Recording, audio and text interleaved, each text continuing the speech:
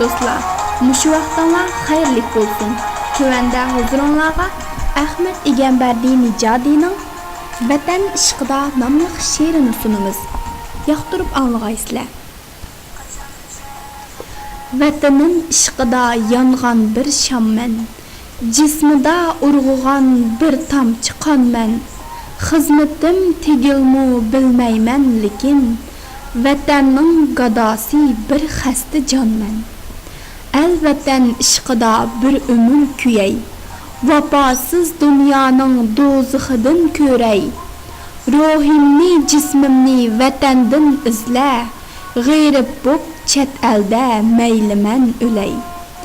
Hayotlik ham uzun ham qisqa hamon, ostilab ketmekdə cismimdin dərman.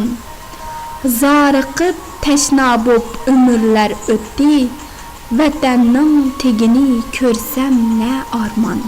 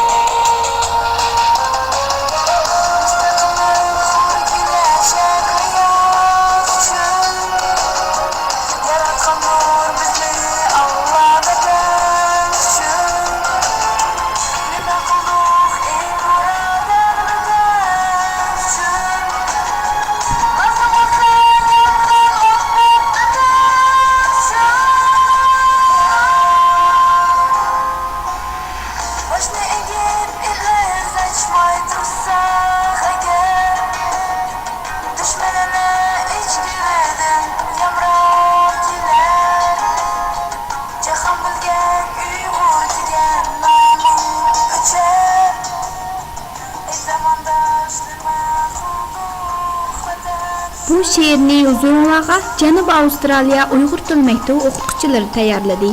Kelarki sondagi eson mazmunlar sizlarni kutmoqda. Xayr, xush, omon bo'lg'aysizlar.